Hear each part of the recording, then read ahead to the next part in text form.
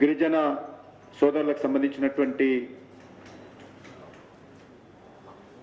సరైనటువంటి గుర్తింపు రాలేదు. ఇంకా కొండల్లో కోనల్లో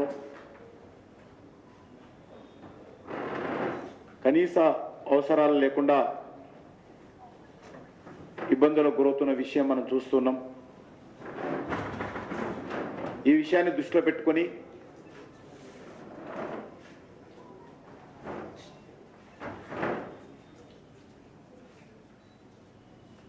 దేశానికి స్వాతంత్రం వచ్చి 75 సంవత్సరాలు సందర్భంగా మనము జరుపుకుంటున్నటువంటి ఆజాద్ కా అమృత్ మహోత్సవ్ కార్యక్రమం అవుతున్నదో ఈ కార్యక్రమంలో భాగంగా అనేక రాష్ట్రాలలో మేము ఎవరైతే అన్సంగ్ హీరోస్ ఉన్నారో ఇంకా గుర్తింపు పొందనటువంటి దేశ స్వాతంత్రంలో పోరాటం చేసినటువంటి అమరవీరులు స్వతంత్ర సమరయోధుల చరిత్ర ఒకసారి తిరగదీస్తే ఎక్కువ భాగము పోరాటం చేసింది గిరిజన సోదరులు అనేటువంటి విషయము చాలా స్పష్టంగా మనకు చరిత్రలో కనిపిస్తూ ఉంది. మన యొక్క ఉభయ తెలుగు రాష్ట్రాలలో అల్లూరి సీతారామరాజు నాయకత్వంలో జరిగినటువంటి స్వాతంత్ర ఉద్యమ పోరాటం కానీ, తెలంగాణలో కొమరం భీం నేతృత్వంలో జరిగినటువంటి గిరిజన పోరాటం కానీ చరిత్ర పుటలలో ఎంతైతే ప్రాధాన్యత రావాలో అది రాని విషయం మీకు అందరికీ తెలుసు. అదేవిధంగా భగవాన్ బిర్సా ముండా స్వతంత్ర సమరయోధుల్లో దేవుడు పేరుతో పిలిచేటువంటి ఏకైక వ్యక్తి బిర్సా ముండా. వారి జన్మదినోత్సవము నవంబర్ 15 వారి జన్మదినోత్సవ సందర్భంగా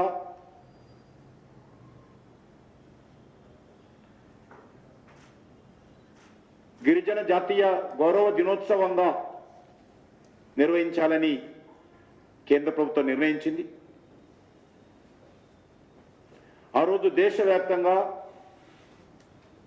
గిరిజన సోదరులందరూ కూడా గిరిజన జాతీయ గౌరవ దినోత్సవం కింద వివిధ రకాల కార్యక్రమాలు చేపట్టాలని పిలుపునివ్వడం జరిగింది. 15వ తేదీ నుంచి 22వ తేదీ వరకు దశల వారీగా ఈ కార్యక్రమం కొనసాగిస్తాము. ఇక ప్రతి సంవత్సరం కూడా 15th నవంబర్ అన్ని ప్రభుత్వాలు కూడా అన్ని స్థానిక సంస్థలు కూడా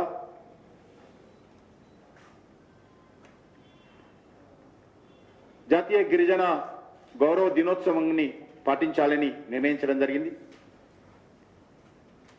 బిర్సా ముండా ఆయన బ్రతికింది 25 సంవత్సరాలు మాత్రమే.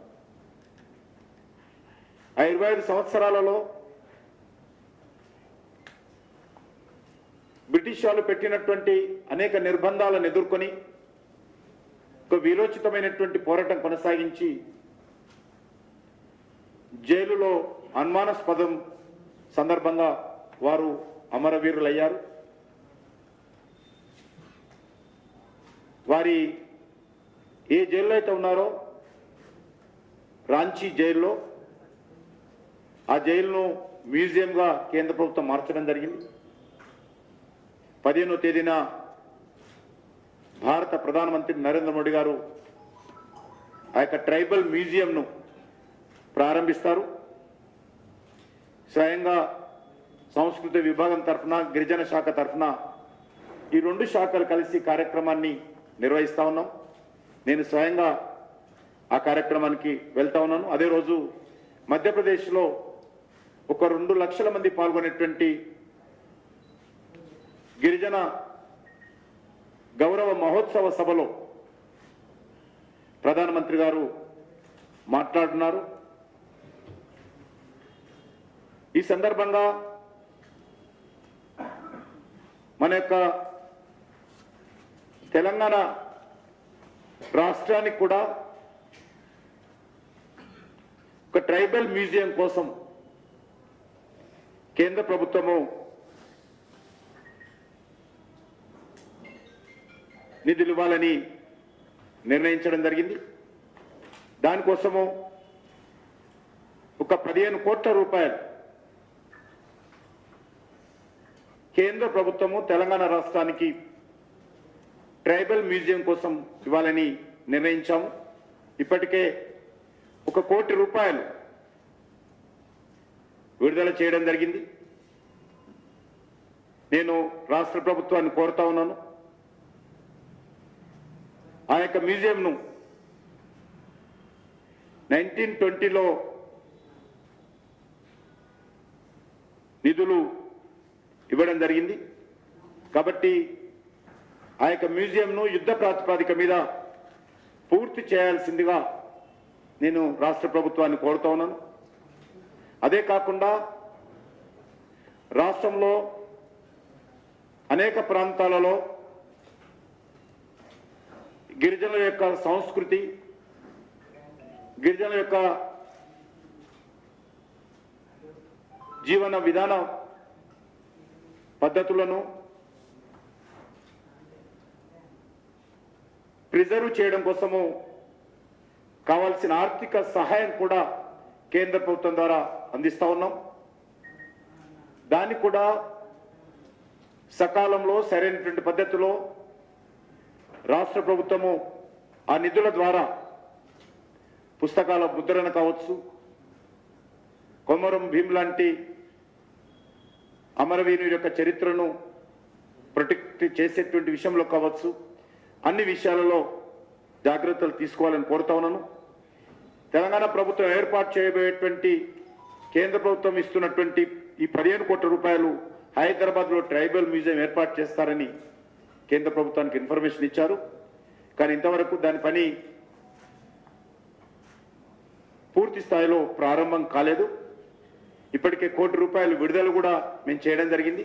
కాబట్టి ఆ మ్యూజియం వెంటనే ప్రారంభించినట్లయితే మరి ఏదైతే కేంద్ర ప్రభుత్వము గిరిజనుల కోసము ఈరోజు ఏదైతే కార్యక్రమాలు చేపడుతుందో దానికి పూర్తి స్థాయిలో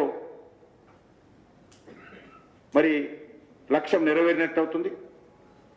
దాంతోపాటు రాష్ట్ర ప్రభుత్వం కూడా కేంద్ర ప్రభుత్వం ఇచ్చినటువంటి 15 కోట్లకు అదనంగా రాష్ట్ర ప్రభుత్వం కూడా మరొక 3 కోట్లు ఇస్తానని చెప్పి హామీ ఇచ్చారు. కాబట్టి మొత్తం 18 కోట్లతో ఆ మ్యూజియంను వెంటనే పనులు ప్రారంభించాల్సిందిగా రాష్ట్ర ప్రభుత్వాన్ని కోరుతా ఉన్నాను.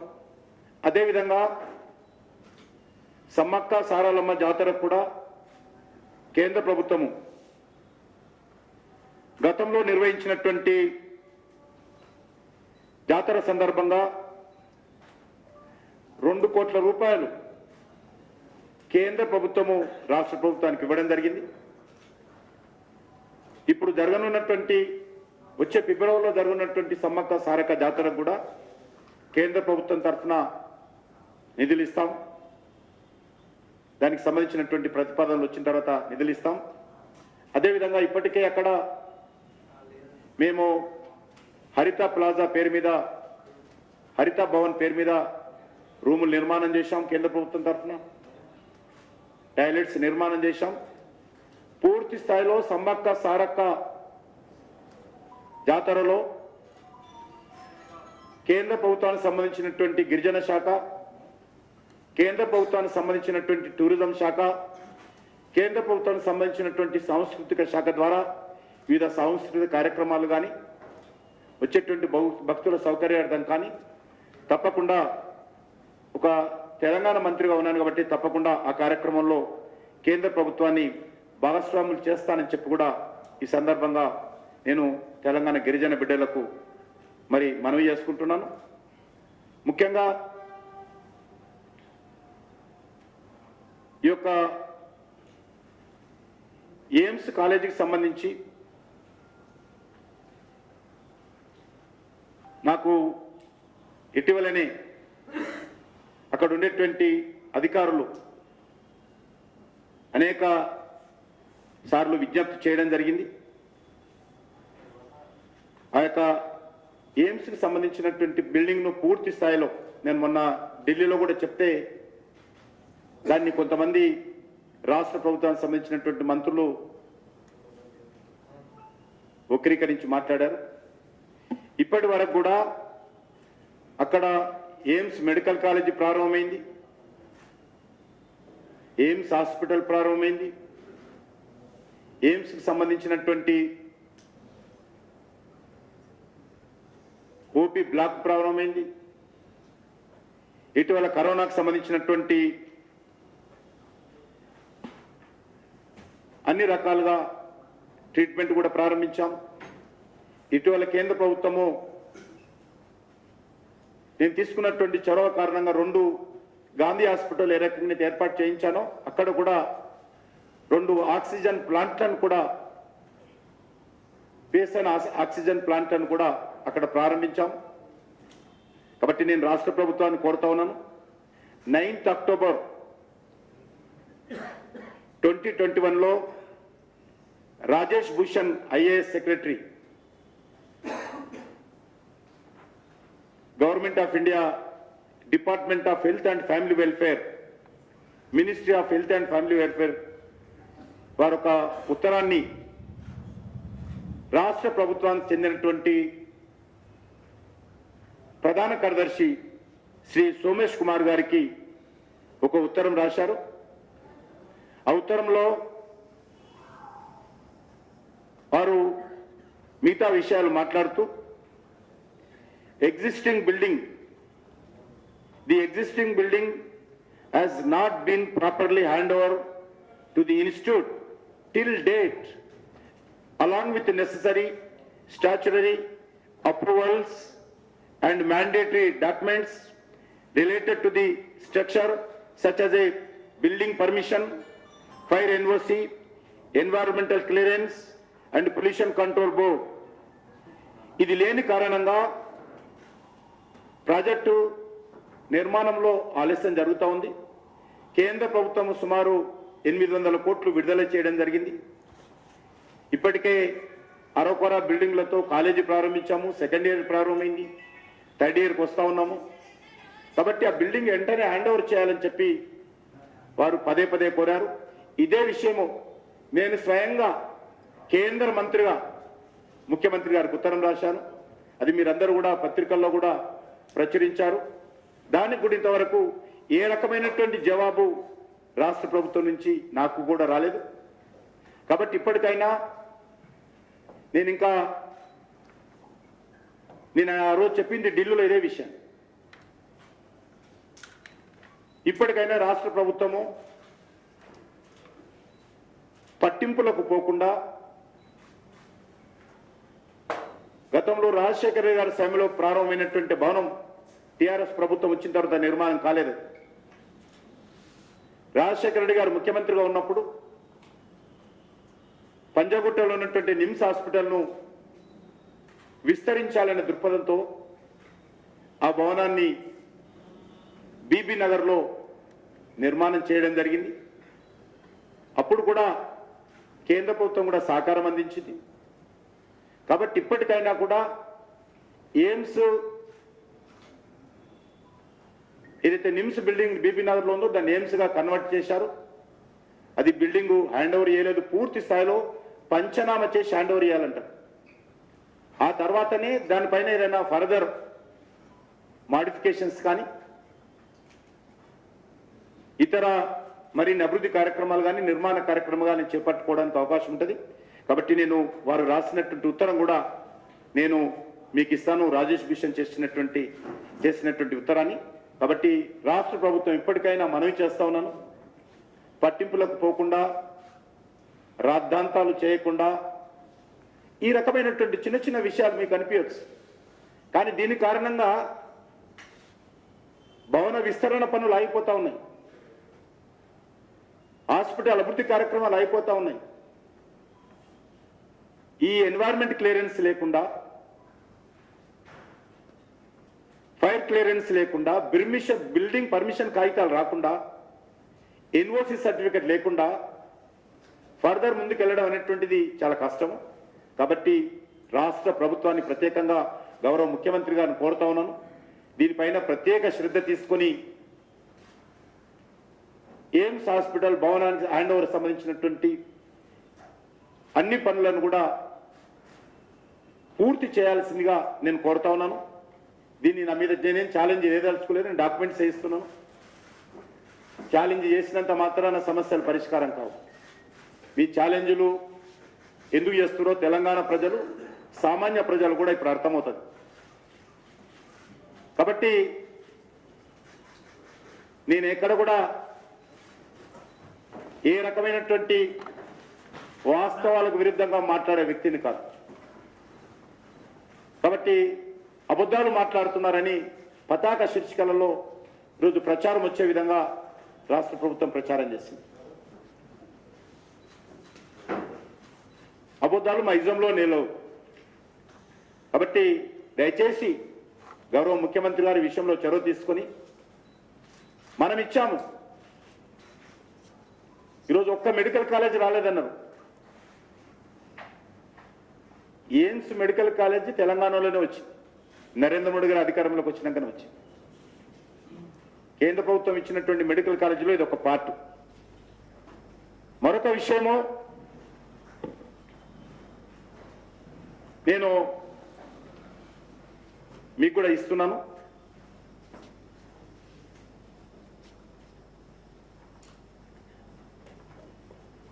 August 2019 తెలంగాణ రాష్ట్రాలతో పాటు అన్ని రాష్ట్రాలకు కేంద్ర ప్రభుత్వం ఉత్తరం రాసింది. మెడికల్ కాలేజ్ ఎస్టాబ్లిష్ చేయాలనుకుంటున్నాము. ఈ మెడికల్ కాలేజీలకు సంబంధించినటువంటి ప్రొఫార్మా కూడా guide lines for centrally sponsored scheme establishment of new medical colleges attached with existing district referral hospital phase 3 మొత్తం ఏ రకంగా దరఖాస్తు చేసుకోవాలో, ఎక్కడెక్కడ పెట్టాలో, దాని వివరాలు ఏంటో, ఏ రకమైనటువంటి వ్యవస్థ కేంద్ర ప్రభుత్వం ఏర్పాటు చేయాలో అన్ని వివరాలతో కూడినటువంటి ఒక ఉత్తరాన్ని August 30, 2019 పంపించాం. ఇది పంపించి వెంటనే మెడికల్ కాలేజీ రిలేటెడ్ ప్రాంతాలలో మీరు ఎక్కడెక్కడ మెడికల్ కాలేజీ పెట్టాలనుకుంటున్నారో ప్రపోజల్స్ ఇవ్వండి అని రాష్ట్ర ప్రభుత్వానికి ఉత్తరం రాసింది కేంద్ర ప్రభుత్వం. ప్రపోజల్స్ ఇవ్వండి. అక్టోబర్ 30 నుంచి డిసెంబర్ వరకు ఏ రకమైనటువంటి 2019 విషయం చెప్తాను, ఏ రకమైనటువంటి ప్రపోజల్స్ రాలేదు. మళ్ళీ డిసెంబర్ 3, 2019 కేంద్ర ఆరోగ్య శాఖ మంత్రి హర్షవర్ధన్ గారు గౌరవ ముఖ్యమంత్రి గారికి ఒక ఉత్తరం రాశారు. ఈ మెడికల్ కాలేజీకి సంబంధించినటువంటి ఏ రకమైనటువంటి ప్రపోజల్స్ మీ దగ్గరికి రాలేదు, మీ దగ్గర నుండి రాలేదు తెలంగాణ రాష్ట్రం నుంచి. కాబట్టి మీరైనా జోక్యం చేసుకొని, are you are aware that my ministry is implementing centrally sponsored scheme, namely establishment of new medical colleges attached with existing district referral hospital jilla level. The said scheme has been approved in August 2019 to establish 75 more medical colleges with preference to the aspirational districts. All state UT governments were requested ministry letter dated August 30, 2019 to identify district referral hospitals on challenge mode, fulfilling the prescribed criteria as per the scheme guidelines, and to submit proposals along with the detailed project reports DPR at the earliest for consideration by my ministry. It is intended that the college will become functional by the year 2023. The approval cost under the scheme 325 crores to be shared between central and state government in the ratio 90-10 northeastern states and 60-40 other states. However, so far no proposal has been received from your state. I request you kindly look into the matter personally and arrange the expedite submission of the proposals along with the DPR to avail benefit of this scheme. This is a fact. ఈ ఉత్తరం వచ్చింది, 2 ఉత్తరాలు వరుసగా, ఆగస్టులో ఒక ఉత్తరము, అక్టోబర్లో ఒక ఉత్తరము, గౌరవ ముఖ్యమంత్రి గారికి వైద్య శాఖ మంత్రి గారు సెకండ్ ఉత్తరం, ఫస్ట్ ఉత్తరము రాజేష్ భూషణ్ గారు మన డిపార్ట్మెంట్ అమిత్ బిశ్వాస్ గారు under secretary the government of India 2 ఉత్తరాలు రాష్ట్ర ప్రభుత్వాన్ని పంపించారు. ఇక్కడ ఎవరి పొరపాటు నేను అడుగుతా ఉన్నా, ఎవరి మీద నిందలేస్తున్నారని అడుగుతా ఉన్నా. ఎందుకు మెడికల్ కాలేజీ తెలంగాణకు రాలేదు? వచ్చిన మెడికల్ కాలేజ్ ఎయిమ్స్ తెలంగాణది కాదా? మరి ఎంతసేపు తెలంగాణ మీద వివక్ష చూపుతున్నారనేటువంటి ఒక విష ప్రచారం చేయడమే తప్ప మీ వంతు బాధ్యతలు ఇంతకుముందు చెప్పాను. ట్రైబల్ యూనివర్సిటీ 1920లో డబ్బులు ఇచ్చాము, ట్రైబల్కి సంబంధించినటువంటి మ్యూజియం, అది కూడా ఆగిపోయినది.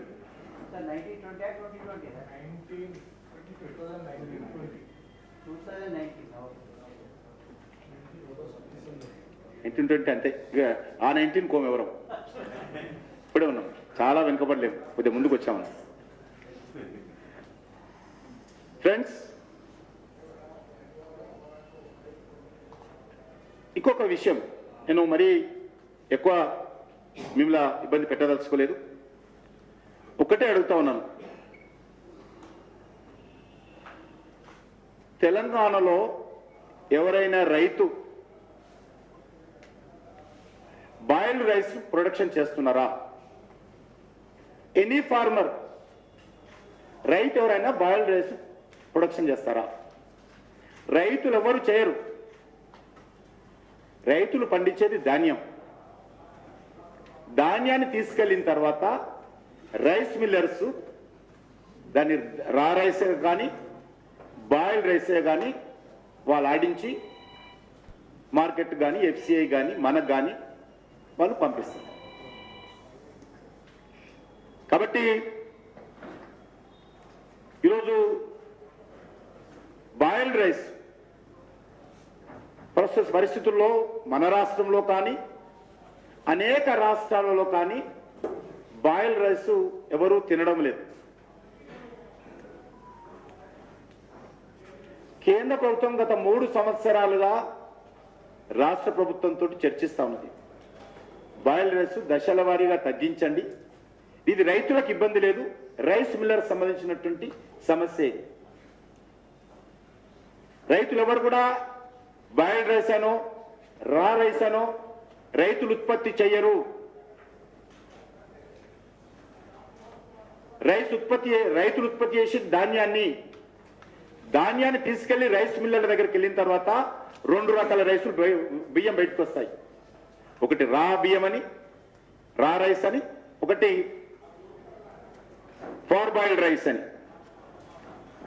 ఈ 2 రకాలు వస్తా ఉన్నాయి. కాబట్టి మనమేమంటున్నాము, మీరు రైస్ మిల్లర్తో మాట్లాడండి, ప్రొక్యూర్మెంట్ చేసే బాధ్యత మీది కాబట్టి, మీరు ప్రొక్యూర్మెంట్ చేస్తున్నారు కాబట్టి, సెంట్రల్ గవర్నమెంట్ డైరెక్ట్గా ప్రొక్యూర్మెంట్ చేయడం లేదు కాబట్టి, అన్ని రకాల 8.5% ఇంట్రెస్ట్ ఇచ్చి డబ్బులు మేము ఇస్తాం, రాష్ట్ర ప్రభుత్వం డబ్బులు ఒకవేళ ఖర్చు పెడితే 8.5% రాష్ట్ర ప్రభుత్వం ఇస్తాం. రైస్ ప్రొక్యూర్మెంట్ కోసం ఐపీఎస్ సెంటర్స్ ఏవైతే ఉంటాయో ఆ సెంటర్స్ కూడా వాళ్ళకి ఇచ్చేటువంటి కమిషన్ కేంద్ర ప్రభుత్వం ఇస్తుంది, ట్రాన్స్పోర్ట్ కేంద్ర ప్రభుత్వం ఇస్తుంది, బస్తాలు కేంద్ర ప్రభుత్వం ఇస్తుంది, సుతిలి కేంద్ర ప్రభుత్వమే ఇస్తుంది, వేర్ హౌసింగ్ రెంట్ కేంద్ర ప్రభుత్వం ఇస్తుంది. రాష్ట్ర ప్రభుత్వం ఖర్చు పెట్టేటువంటి డబ్బులో కూడా 8.5% ఇంట్రెస్ట్ ఇస్తుంది కేంద్ర ప్రభుత్వం.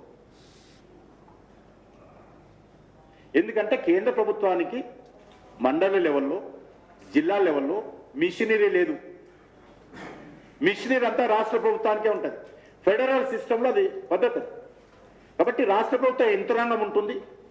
ఎవరు రైతు కాదు, ఏ రైతు ఎంత సాగు చేశాడు, ఏ రైతు దగ్గర కొనుగోలు చేయాలి, అదంతా కూడా డాటా రాష్ట్ర ప్రభుత్వం దగ్గర ఉంటుంది. కాబట్టి కేంద్ర ప్రభుత్వం పూర్తిగా రాష్ట్రాలకి అధికారం ఇచ్చి మీరు కొనుగోలు చేయండి అని చెప్తాం. దానికి కావాల్సినటువంటి 100% నిధులు కేంద్ర ప్రభుత్వం బేరీ చేస్తుంది. ఇంక ఇంట్రెస్ట్ ఇస్తాం, పెట్టిన ఖర్చులకు డబ్బులు ఇస్తాం. రాష్ట్రానికి ఫ్రీగా కూడా డబ్బులు ఖర్చు పెట్టాం. కాబట్టి రాష్ట్ర ప్రభుత్వము యంత్రాంగాన్ని ఉపయోగించి రైతులకు మేలు చేయాలి, కేంద్ర ప్రభుత్వం పూర్తిగా డబ్బులు ఖర్చు పెట్టాలి. ఇందులో మీకు మనవి చేస్తా ఉన్నాను, కేంద్ర ప్రభుత్వము ఈ యొక్క రైస్ విషయంలో పూర్తిగా మరి ఏ రకంగా రాష్ట్రంలో ముందు అగ్రిమెంట్ వచ్చారు. 40 lakh మెట్రిక్ టన్స్ తెలంగాణ ప్రభుత్వం కేంద్రానికి లెటర్ రాసింది. ఒక మీటింగ్లో అగ్రిమెంట్ చూస్తున్నారు. ఆఫీసర్స్ అందరు జనరల్గా మినిస్టర్స్ కూర్చోరు. స్టేట్కి సంబంధించినటువంటి అగ్రికల్చర్ కానీ, సివిల్ సప్లైస్ కానీ, కేంద్ర ప్రభుత్వానికి సంబంధించిన వాళ్ళందరూ కూర్చున్నప్పుడు కోటాలు డిసైడ్ చేస్తారు. ఏ రాష్ట్రానికి ఎంత కోటాని. ఈ సంవత్సరము 40 మెట్రిక్ టన్స్ తెలంగాణ నుంచి కోటా నిర్ణయించారు. ఇదే విషయాన్ని మరి కేంద్ర ప్రభుత్వ అధికారులు రాష్ట్రానికి ఉత్తరాలు కూడా రాశారు. ఆ తర్వాత కేంద్రానికి సంబంధించినటువంటి ఈ యొక్క రాష్ట్ర ప్రభుత్వ ఆధ్వర్యంలో ఉన్నటువంటి agriculture statistics division, directorate of economics and department ఏదో వాళ్ళందరూ కలిసిన తర్వాత వాళ్ళందరూ కూర్చొని చర్చించి 40 మెట్రిక్ టన్స్ వస్తుందన్నారు, తీసుకున్నారు. తర్వాత ముఖ్యమంత్రి గారు ఒక ఉత్తరం రాశారు, 40 మెట్రిక్ టన్స్ కాదు, దయచేసి I therefore request to enhancing the target of custom milled rice CMR for the state from 40 metric tons to 90 lakhs metric tons for the kharif season 2021 season. ఈ ఉత్తరము సెప్టెంబర్ 17th వారు ఉత్తరం రాశారు ముఖ్యమంత్రి గారు. ముందు అడిగింది అగ్రిమెంట్ అయింది 40 మెట్రిక్ టన్స్. తర్వాత ఉత్తరం రాసింది 90 lakh metric tons, 40 lakh metric tons 40 LMT నుంచి 90 మెట్రిక్ టన్స్. ఆ తర్వాత మరొక ఉత్తరం కేంద్ర ప్రభుత్వానికి రాశారు, లేదు 108 lakh మెట్రిక్ టన్స్ ప్రొడక్షన్ అవుతుంది మా దగ్గర. అది ఎలాగ చూశారంటే వారు అంటే కంటి పరిశోధన ద్వారా చెప్పారు. కంటి పరిశోధన లెటర్ ఏముందంటే కంటి పరిశోధన ద్వారా మేము 108 lakh మెట్రిక్ టన్స్ ఉత్పత్తి అవుతుంది, కొనాలి మీరు అన్నారు. నేను ఎందుకు చెప్తా ఉన్నానంటే ఒక పద్ధతి ప్రకారం మరి ఈరోజు ఈ యొక్క రాష్ట్ర ప్రభుత్వము భారతీయ జనతా పార్టీ మీద విమర్శ చేస్తూ ఉంది. ఒక్కొక్క విషయం మీకు చెప్తాను నేను. 2014-15 నరేంద్ర మోడీ గారి ప్రభుత్వం వచ్చిన మొదటి సంవత్సరము మేము ఖర్చు పెట్టింది తెలంగాణలో ధాన్యం ప్రొక్యూర్మెంట్ కోసం, రైస్ ధాన్యం కూడా రైస్ ప్రొక్యూర్మెంట్ కోసం 3,404 రూపీస్. 2014లో నరేంద్ర మోడీ గారి ప్రభుత్వం ఫస్ట్ ఇయర్ ఖర్చు పెట్టింది 3,404 రూపీస్. 2021కి వచ్చేసరికి 26,641 కోట్ల రూపాయలు ఖర్చు పెడుతుంది. ఎక్కడ 3,404 కోట్లు, ఎక్కడ తెలంగాణ రైతులను ఆదుకోవడం కోసం కేంద్ర ప్రభుత్వము 26,641 కోట్లు తెలంగాణ రైతుల కోసం కేంద్ర ప్రభుత్వం ఖర్చు పెడతా ఉంది. ఇది రైతులకు అన్యాయం చేసే ప్రభుత్వమా నరేంద్ర మోడీ గారిది? తెలంగాణ రైతులను నిర్లక్ష్యం చేసే ప్రభుత్వమా నరేంద్ర మోడీ గారి ప్రభుత్వం? చెప్పాలి. ఎక్కడ 3,000 చేంజ్, ఇప్పుడు ఎక్కడ 26,000 ఆల్మోస్ట్ 27,000 crores ఖర్చు పెడతా ఉంటే ఒక్క తెలంగాణ రాష్ట్రానికి ఎందుకు ఈ రకంగా అభండాలు వేస్తారు? ఎవరి మీద ధర్నాలు చేస్తా ఉన్నారు? హుజూరాబాద్ ప్రజల మీద ధర్నాలు చేస్తా ఉన్నారా మీరు? హుజూరాబాద్ ఫలితాలకు వ్యతిరేకంగా ధర్నాలు చేస్తా ఉన్నారా మీరు? హుజూరాబాద్ రైతుల మీద ధర్నాలు చేస్తా ఉన్నారా?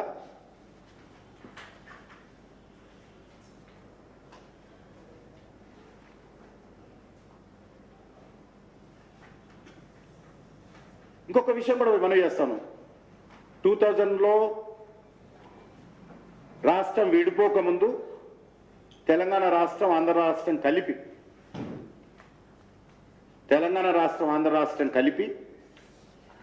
రిక్రూట్మెంట్ చేసినటువంటి బియ్యము 64 lakh metric tons, 64 lakh metric tons, correct, 2012 and 13. ఇప్పుడు రెండు రాష్ట్రాలు కలిపితే